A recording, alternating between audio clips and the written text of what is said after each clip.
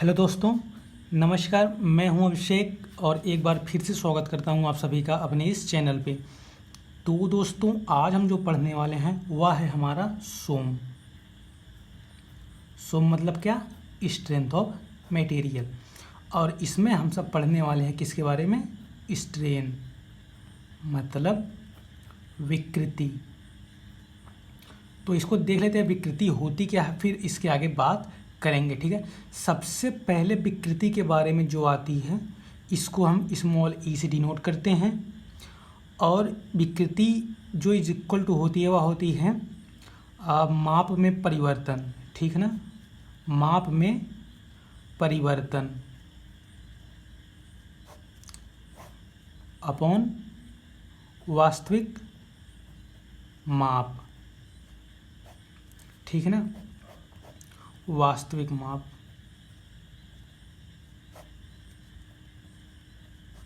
अब इसको क्या करते हैं हम, एक वो फॉर्मूला इसका जो होगा आपका ये डेल्टा एल अपॉन एल। ठीक है, ये अपना होता है स्ट्रेन। अब इसको हम एक फिगर के माध्यम से समझते हैं कि यह कैसे कार्य करता है, इसको फील करते हैं।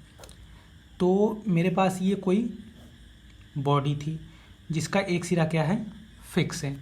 मैंने इस पे क्या किया? फोर्स लगाया। ठीक है। तो जब मैं इस पे फोर्स लगा के इसको खींचने की कोशिश करता हूँ तो इसकी माप में क्या होता है? परिवर्तन होता है। देखिए कैसे परिवर्तन होगा। देखिए, जब मैं इसको बल लगा के खींच रहा हूँ तो ये क्या करेगी? खींचेगी, मतलब इस दिशा में, लंबाई की दिशा में अपने बढ़ने की कोशिश करेगी। तो चलिए देखते हैं कैसे ये बढ़ती है। तो यह कुछ इस तरीके से बढ़ती है। ठीक है ना? ये कुछ बढ़ गई इस प्रकार से। ठीक है। तो ये जो मेरी पहले जो ओरिजिनल लंबाई थी वह कितनी थी? Capital L. और यह कितनी वृद्धि हो गई? Delta L. ठीक है ना? तो इन्हीं दोनों का जो रेशियो होता है वही हमारा होता है स्ट्रेन। ठीक, ये बातें अब समझ गए होंगे आप। अब हम सब आगे क्या करने वाले हैं? देखने वाले हैं स्ट्रेन के प्रकार। ठीक है ना? तो सबसे पहले हम यहाँ लिखेंगे क्या? विकृति के प्रकार के बारे में जानने वाले हैं। तो हमारे पास जो विकृति है वह मुख्यतः 3 प्रकार की होती है। ठीक है ना? एक कौन सी? एक आपका होगा लॉन्गिट्यूडनल। लॉन्गिट्यूडिनल, इसको आप कहेंगे क्या? अनुदैर्ध्य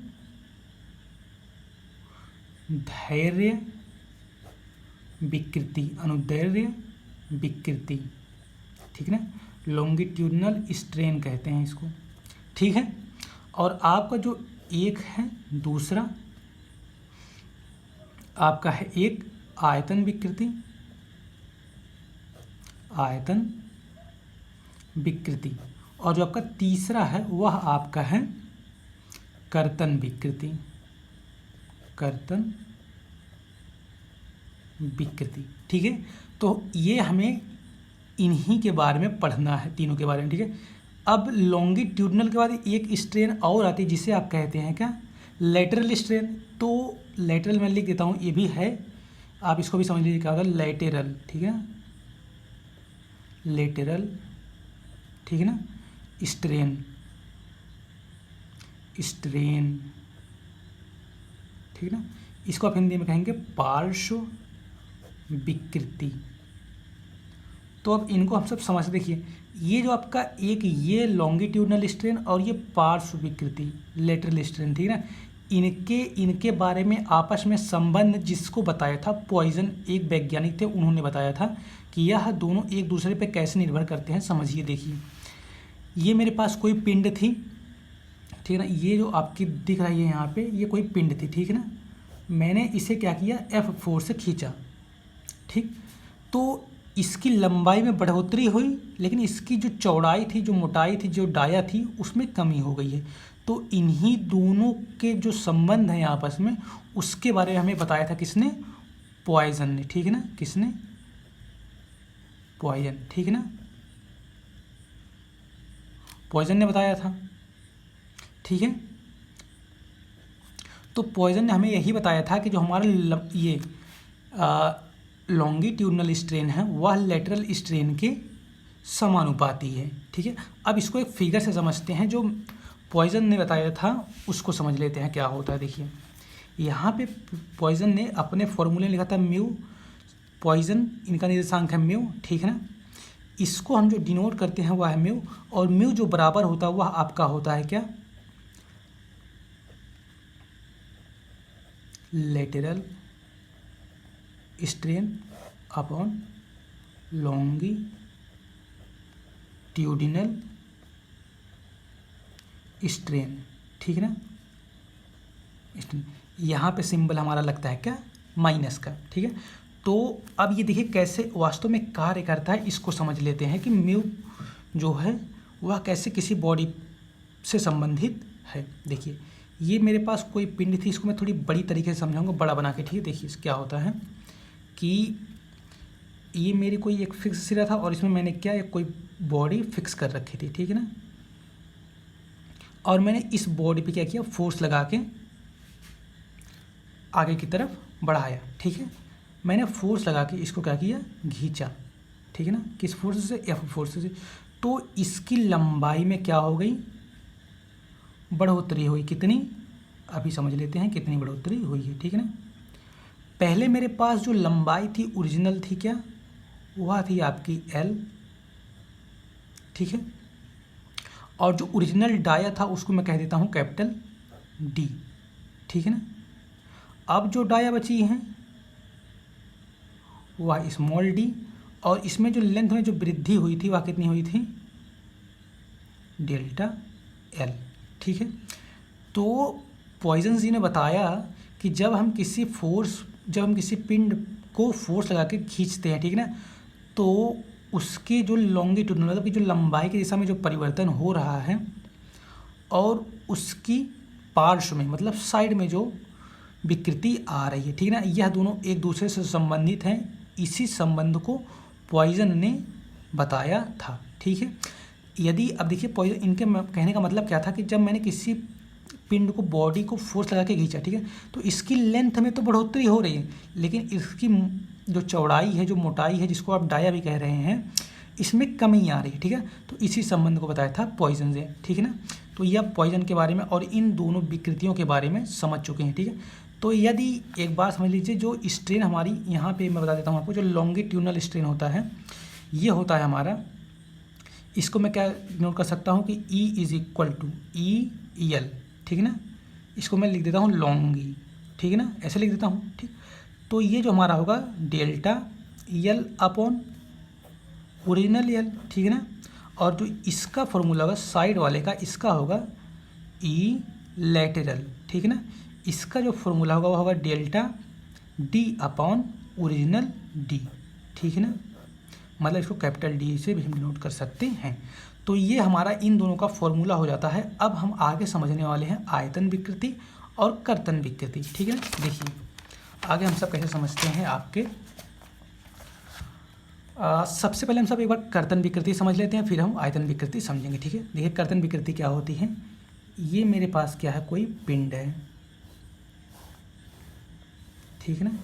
ये मेरे पास कोई पिंड है और मैंने क्या किया, इसको P फोर्स लगा के या F फोर्स लगा के मैंने क्या किया, धक्का दिया, ठीक है। जब मैं इसको धक्का दूंगा तो यह कुछ इस तरीके से आपकी डिफॉर्म होगी, ठीक है ना। समझते हैं इसको ध्यान से। फिर अभी आप यहाँ से, क्योंकि आपके डेरिवेशन बहुत ज़्यादा संबंधित है, तो आप इसको ध्यान से समझेंगे, ठीक है ना।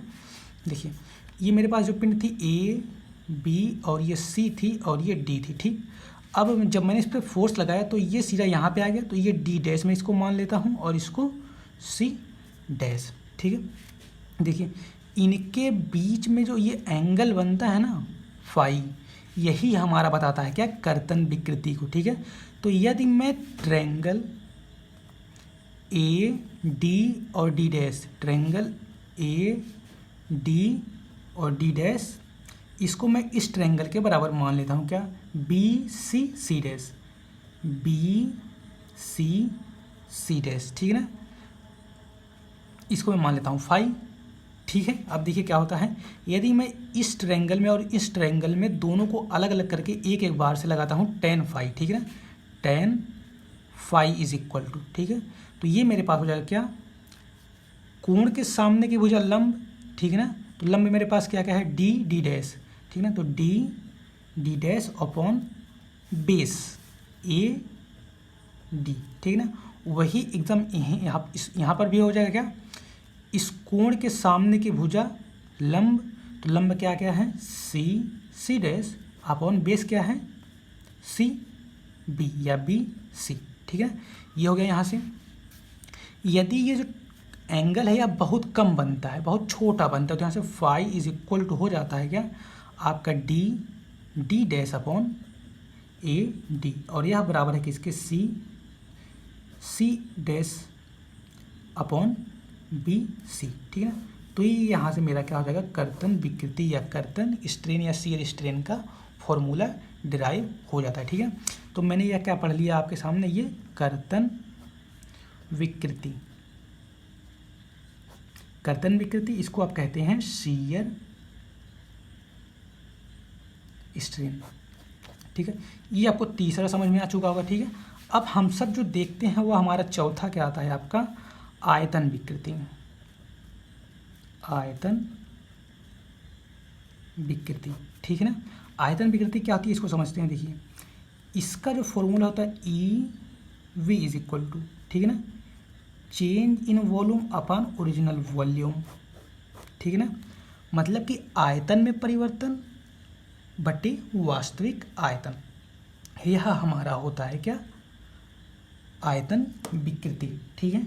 तो आपको ये चारों चीज़ें समझ में आ चुकी होंगी, ठीक है। स्ट्रेन के प्रकार और स्ट्रेन क्या है। तो आज के लेक्चर में हम सब सिर्फ इतना ही रखते हैं, आगे आने वाले लेक्चर में इसके आगे के पार्ट को पढ़ेंगे। धन्यवाद।